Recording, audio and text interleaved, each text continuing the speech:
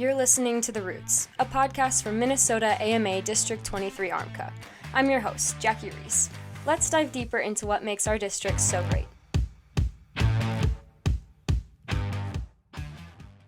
This podcast was prepared by an independent contractor and may not be the views of the Board of Directors of District 23 ARMCA or any of their sponsors or affiliates. Welcome everybody to episode 27 of The Roots. Before we get started, I just want to say thank you to Fly Racing for helping make this podcast possible. And I hope you guys enjoy this conversation with Bobbi Jo Cipala, Logan Cipala's mom. Let's hear more from Bobbi Jo. Welcome everybody to episode 27 of The Roots. This week we are talking to a former hill climber. She has a couple kids that you might know in the hill climb community. Bobbi Jo Cipala, how are you doing tonight? I'm doing good. How are you? I'm good, thank you. So I've had requests. People want to hear from you, and they say that you have some pretty interesting stories. So I'm pretty excited to get into the details of your history here in District 23 ARMCA. And I want to start at the beginning. So how did you get into motorcycling and hill climb specifically? Well, I had always been around motorcycles. My dad kind of liked working on bikes, and I can remember being in the garage when I was probably 3 to 4 years old, watching him paint motorcycles, work on engines. And then I was probably that was our transportation, his transportation a lot of times. So when I was young, he'd put me on the front of the motorcycle and we'd go to town and then we just ride around. And then once I could ride in the back, hit the foot pegs, then my parents both that's what we did. We went on motorcycle rides. We'd go to Wausau to some of the flat tracks and watch Scotty Parker. And it was our weekend fun on the road bikes. And then my cousins had motorcycles too, so we used to ride around with them, usually behind them. And then when I was like 9 years old, I kind of just really wanted a bike for myself. So that Christmas, I was probably 8, and that for Christmas that year, I got an RM50. And then in the spring, I started riding, and my dad was going to motorcycle race. Well, he was mostly just going to hill climbs every once in a while. He had a Kawasaki 175 that he rode in the beginning. And then I just asked him if I could race, and I raced my RM50 at the District 23 climbs for that first year. We didn't go to all the races. And then after the first year, I had the 50 the first year, and then the second year I ended up getting a RM80. And then we kind of went to all the races after that. That's awesome. What was it like that first climb? Was it intimidating, or was it just something that, seemed pretty normal because you'd been around it for a bit at that time? When I was the first race, I was probably ready to race at the first hill climb. I just remember when I first learned how to ride, there was no automatic stuff. So the clutch was the hardest thing. And I can remember one day sitting out for hours worrying about letting the clutch out. Then I finally let the clutch out, and I was not successful for the first couple times, probably the first dozen times. My dad's just like, okay, he went in, and I was like determined to do it. So I finally let the clutch out. And then once I started riding and got comfortable, speed never really bothered me, and I never had any fear at all when I was younger. So I was just excited to go. It was fun to see a lot of friends too. You meet a lot of people, and that was half the fun. I'd race for a few seconds and then run around. That's awesome. I think that's, something that keeps a lot of people coming back. They make friends, they get to spend time with their family doing this really fun activity that everybody can do. And it's just pretty interesting that everybody seems to find their little niche here in the motorcycling community. So it sounds like you've had a lot of success in your racing over the years. What were some of the highlights for you? Well, I was lucky in my younger years on the mini class. I never won a national championship until I believe it was 1993. Was probably, I got a lot of seconds, and I would always probably be in the top 10, but that was kind of my goal before I had kids, was to win a national championship. So I think it was 1993, I won the first one, and I believe that was in Red Wing, Minnesota. And then in 1994, maybe it was 92 and 93, I won a second national championship in Massachusetts. That's awesome. So that was kind of cool.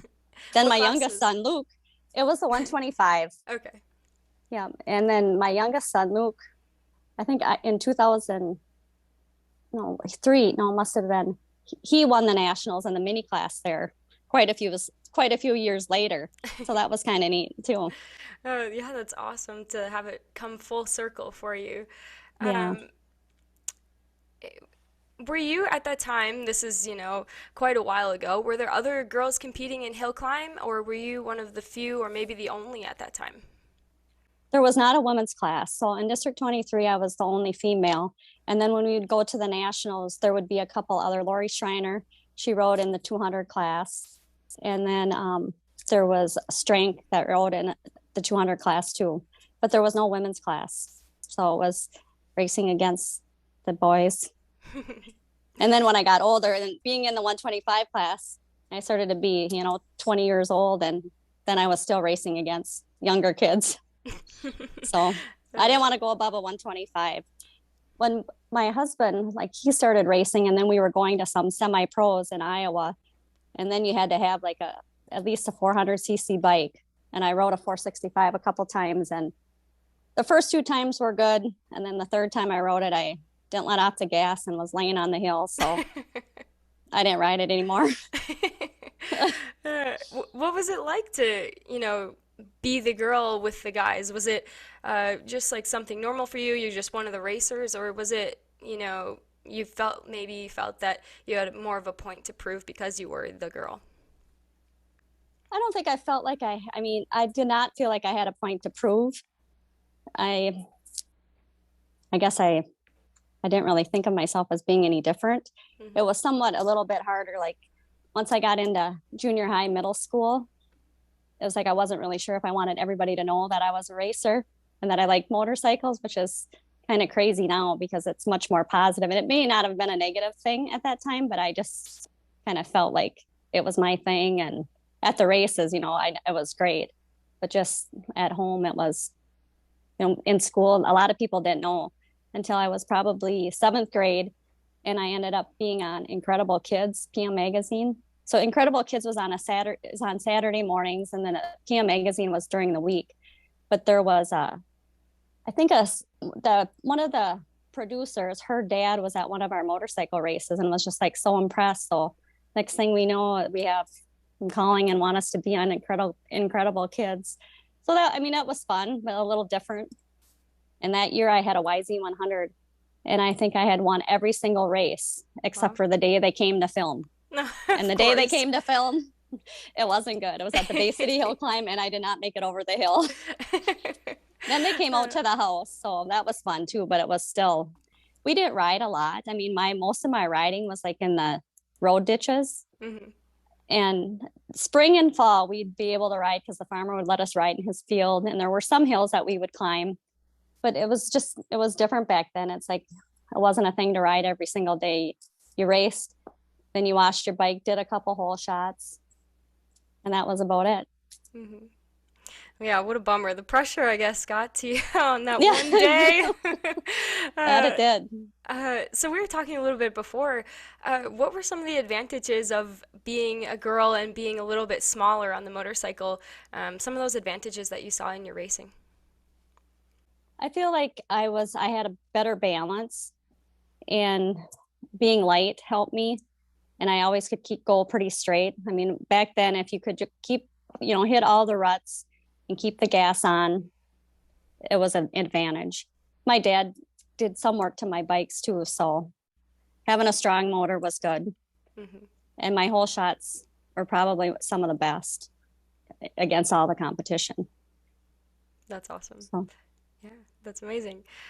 Was there anyone that you particularly looked up to in your racing?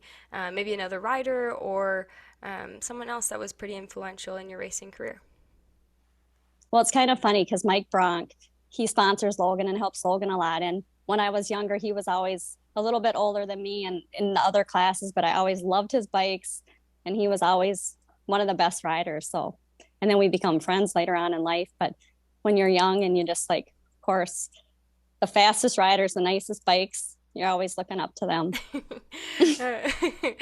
That's awesome. Thinking back on all these times, all these places that you've been, what's one of your favorite tracks that you've ever been to? Bay City was always my highlight when I was younger. It was one of the harder hills. And then when I had the Mini, it was always fun and a little bit harder. I never rode out west. I mostly just rode Wisconsin and Minnesota. And Red Wing is always good too, because that was like a speed hill. So that was an easy hill with not too big of jumps, and could always see how fast your bike was. You mentioned that you like to go fast. I guess that's where you got your testing in. Yeah, I still like speed. I don't know, the technical and that I'm not sure I'd be too good with all that right now. Uh, we've talked a little bit about how hill climb has changed over the years, but what are some of the biggest improvements or just overall changes that you've seen to the sport since you began many years ago? I think the bikes have improved a lot, and suspension, like back in the day, it was mostly motor. There wasn't much suspension. So the suspension in the bikes and just the skill, like hill climbing back then, it was just, you know, whoever had the fastest motor. And I think you need a fast motor now, but a lot of it takes a lot of skills. And if you're going to win now, you just need every spot on the hill. You need to know what to do. Whereas I don't think that was like that when I raced. Hmm. Yeah, it's pretty crazy. I feel like that's the case for a lot of these motorcycling Mm-hmm. disciplines, though. Like as the bikes get better, the technique becomes more important, and it's pretty cool that that's kind of a universal theme of something that has happened across all of motorcycling.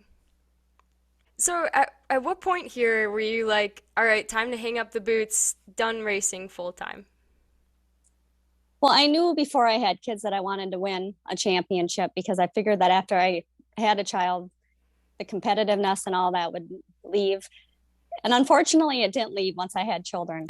I still wanted to race, and it was like I still wanted to be a competitor. So I continued to race, and I was still competitive, but you just had different, I was worried about wanting to take care of the kids. The nurture kind of comes into play, whereas you're just not, when you're sitting down at the line, of course you want to win the race, but then it's like reality is you got to go home and change some diapers. Obviously you got to work too, but for me as a mom, it was like, oh, I want to make sure I can take care of my kids. So that changed a little bit after I had kids, but then when Logan and me were racing a little bit against each other, and I don't know, it was just different, like racing against your son.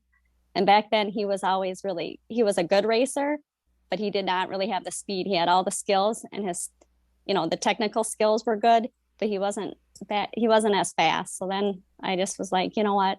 I'd rather see them do good. And it's just different when you're competitive. And then once you have kids, I just feel like something leaves. You have a Hmm. little bit of fear in you, and it's just you have other things to worry about. Hmm.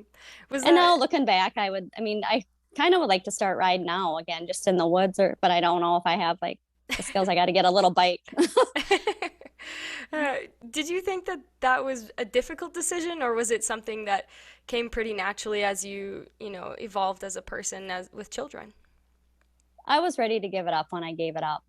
I always had a lot of help. So, I mean, if I wanted to race, there were always people there that would help me. And that was never a problem. It was just, I did not feel like I was competitive.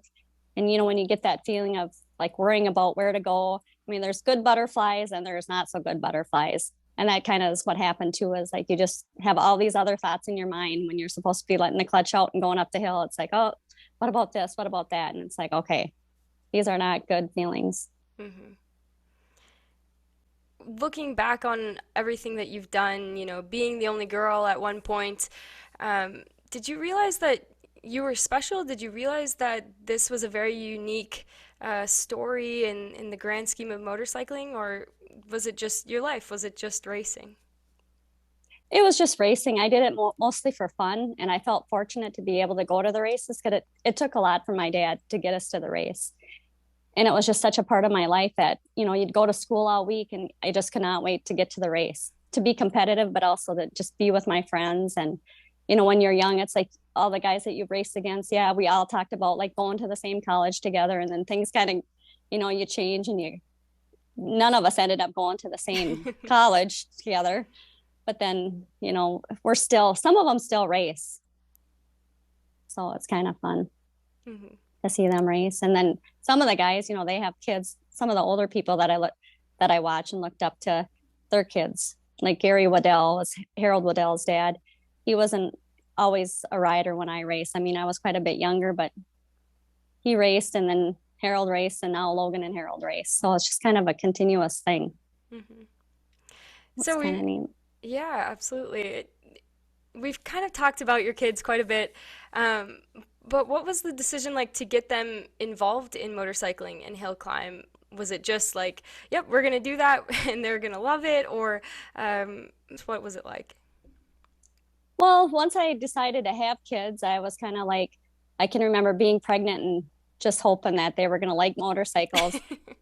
Like I told Logan, I always tease him. I said, "You got your height because I prayed for you to love motorcycles and not to be short," which is kind of crazy because, of course, you prayed for a healthy baby. But it was like back then I was pregnant. I'm like, I couldn't really imagine my life without going to the races and racing.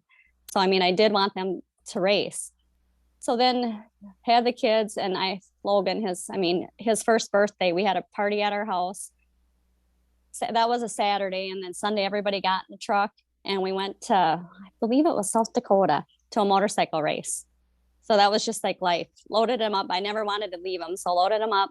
He went and he was a perfect baby. Everything was good. And it was like by the time he was 3, that's when he got his first motorcycle. And I just kind of said, you know what? They're going to get motorcycles at their 3rd birthday and no training wheels. They're going to learn how to ride bicycle. And then once they ride bicycle, then they can ride their motorcycle. And Logan got his motorcycle when he was in 3rd grade. And when he was 3 years old, and he was riding it probably at 4. And then Lauren, she got one on her 3rd birthday, and same with Luke. So they all really enjoyed riding and they all raced. And Awesome. we were just lucky because they loved it. I would never push it on them, but yeah, it was there, and you kind of show them how to do it and work with them, and turned out to be a good thing.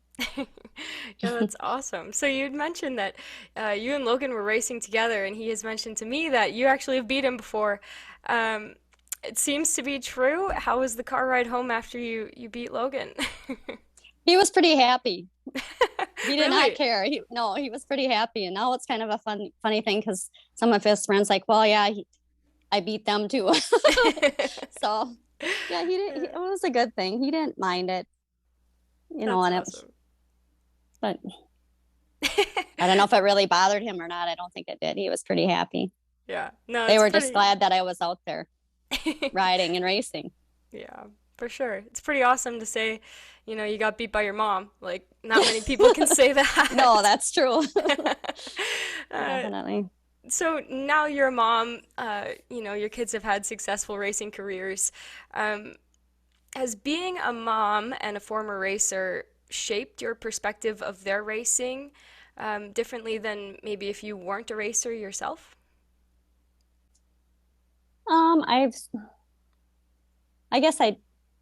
It possibly could have. I've always told them to keep it fun. That's the important thing is like, I remember if I ever threw a fit or wasn't happy with my ride, if I threw a fit on the hill, my dad, I wouldn't be going to the next race. And it's like, just be fortunate and lucky to be here. Because a lot of times you can't be there and there's reasons that you win and there's reasons that you lose. And now it's kind of come to a different perspective because when you're on the professional level, it does turn the things around a little bit. I was just, I had personal goals and there was no monetary, means to it. And it was expensive, but I just, at least I can say, I can kind of tell with the bike still, as far as like gearing and that type of thing a little bit when they were younger, but it's all above me. And I just love watching. And I think the biggest part is like, everybody's like, how can you watch that? And I don't really worry about them because they're usually in control. And Logan had an accident. You always know there's a possibility of injuries and that type of thing. But it's like, I've never worried when they've been at a race. Mm-hmm. So. Yeah, I feel like that's pretty unique. Like my mom gets pretty nervous when I race and maybe it's your experience and knowing more so what you're looking at that helps you to be more calm in those situations. Yeah, it could be. Sounds like something you haven't put too much thought into, so maybe it's nothing. It's just a thought that I had about yeah, I'm sure it does help. Yeah. So, hill climbing is a pretty small discipline of motorcycle racing in comparison to motocross and off-road racing. Why would you encourage other people to get into the sport of hill climbing? I think that as far as the hill climb family, they put a lot into their bikes, and you can have different types of bikes, and mostly the people. And I do think it takes some skill. I've seen some motocrossers that come to a hill climb, and it's difficult for them to do it. Just just like with a hare scramble or a motocross, they all kind of have their niche. As far as hill climb being better, I just think the more that you can do on a dirt bike, the better off you are. Mm-hmm. It's all different and fun. Mm-hmm. And in conclusion of this podcast, what is one piece of advice that you have for other District 23 ARMCA members? Well, I think that when you're racing, you always have to remember to have fun and always make personal goals, and just go from personal goal to the next personal goal. And then eventually, once you learn the skills, usually the speed and everything else comes afterwards. Awesome. Bobbi Jo, thank you so much. It's been a pleasure talking to you this evening. Well, thank you. Thank you everybody else for joining us, and thank you to Fly Racing and BCMX Adventure Park for their support in these podcasts. We'll see you in 2 Mondays.